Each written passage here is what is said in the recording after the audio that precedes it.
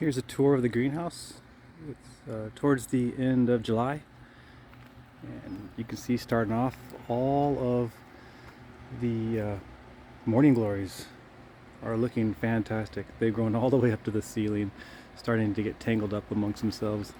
And over here you can see a tomato plant. It's completely tangled up. I don't know how well the tomato's gonna do, but it's kind of fun to watch it grow. Over here we have some fennel. Down here is our fly trap, and we got the baby's breath. This is just in here for fun, and you can see bees like it. There's a little bee inside of there. That pot's contains some pansies. We got some more baby's breath over there. Back in this corner we have some purple basil, and that's some oregano. Over here we got more baby's breath, some petunias. Back there is lavender, and there's another little lavender down there on the ground. Here is I think it's purple-headed broccoli. I'm actually quite surprised how well it's doing in the greenhouse. I completely expected it to bolt, but so far it's looking quite reasonable. In the back, I believe we have some more of the baby's breath intermixed with some bell peppers, and we have those three plants there. I can't remember the name of them. It's slipping my mind. We have onion chives, more bell peppers, and there's some more onion chives back there. And as you walk through the first archway, you'll see there's another archway of the morning glories. In between the two archways, baby's breath. We got a watermelon back there. It's actually doing very good. Quite a few flowers on it. Some more bell peppers. On this side we've got a tomato going up and up, and we got some tomatoes on there, and up and up. And as you point it towards the ceiling, it's almost touching the ceiling, and it is definitely taller than I am. Here's the inside of the morning glories. And then for perspective, I will turn the camera around. You can see even the tomato. I don't know if you can make out the tomato. You probably can, but even the tomato is over my head here. And we walk to the final section, and I hope the fan's not too loud. It kicks on at 80 degrees. And over here we got some more baby's breath, some more peppers. I got a couple of these little trays full of water for the frogs. Oh, there's a frog right there. Oh, he's gone. I tell the kids I cannot go in the greenhouse without finding at least one frog. And I think yesterday I actually found 5 frogs. We got some pansies. We got some sweet williams. These are my carrots from last fall. A few of them are starting to bolt, but they're actually in pretty good shape. These are, I believe these are marigolds, and some more pansies. Back there we got another watermelon growing back there, and we even have, let's see if I can find it.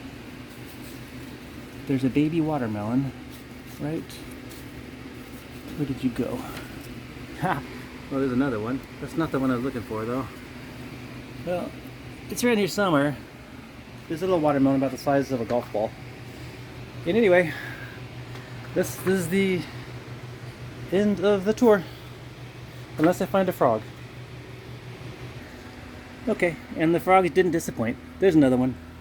Right back. I don't know if you can see it. I think you can see it, yep. There's the second frog of the day. These are all from the tadpoles that we caught at the greenhouse, our neighbor's greenhouse. They have probably hundreds of thousands of them, and they let us catch some. And I guess I'm done with the tour, but I'll give you some highlights of some of the prettier parts. There's just some more marigolds that I grew from seeds. Some more basil and parsley, also from seeds. Over here we got some snapdragons and volunteer potato. And here we have a little bit of a sunflower cove. This is we call it the kale forest. We just let this thing go wild. We yank pieces off to feed the animals or feed ourselves. Based on my experience, this thing will persist all throughout winter, providing us plenty of greens for salad. Some beautiful, gigantic sunflowers. Some more marigolds. Some carrots that are going to seed. All the broccoli is going to seed. The bees love it.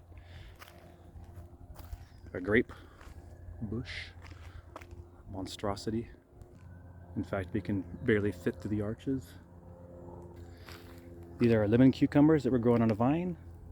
Some garlic chives. There's Market More cucumbers, also growing on a vine. Got a few there that are ready to harvest. Got some more morning glory over here. And I know this is a melon of some sort. I thought it was a pumpkin. I'm not quite sure what it is, but it is just taking over. This is our corn. I forgot to write down which kind of corn I planted. It's kind of neat. These were planted about 3 weeks prior to those over there. And you can tell they're very, very different looking. This is the onions from last year that we did not eat. I replanted them this year, so this is their second year in the ground. And you can see they're all flowering like they're supposed to. And you can also see the exact reason why I did it. Almost every single flower is covered in bees and all kinds of fun little bugs.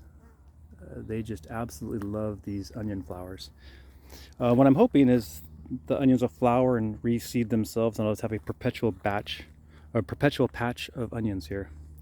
Over here is the horseradish, and as Jason mentioned, I did make sure to contain it, so it's buried in a pot so it won't grow crazy. In the middle there is a tomato plant. It was a volunteer. I staked it up. We'll see how it does. Over here we got a couple patches of columbine. Not columbine, lupine. And then here's a little purple one coming on. We got some more squash growing there inside the beans, which we finally got our bean tower this year. These are 12-foot tall T-posts. You see the beans are doing fantastic. And then over here we have the hops that Jason and Rachel brought up. And you can see they finally reached the top. These are 10-foot tall hop vines now. They are doing great as well. That pile of raspberries back there, that started off as 6 bare root plants, and it's getting out of control. These are our thornless blackberries. They have a lot of fruit. None of it's ripe yet. It turns out the raspberries ripen first, and the kids are out here every day picking raspberries. A couple of little short sunflowers, a couple of lettuce plants that we haven't gotten around to feeding to the animals yet. We got some rhubarb back there. It's getting devastated by some sort of I think it's some sort of a leaf borer beetle. You can see every single leaf is getting white. We got some pretty cone flowers, some more pretty sunflowers.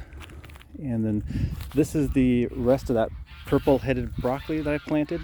And you can see the stuff in the greenhouse is a lot more tall and spindly than the stuff outside. But even the stuff outside still is handling the heat very well.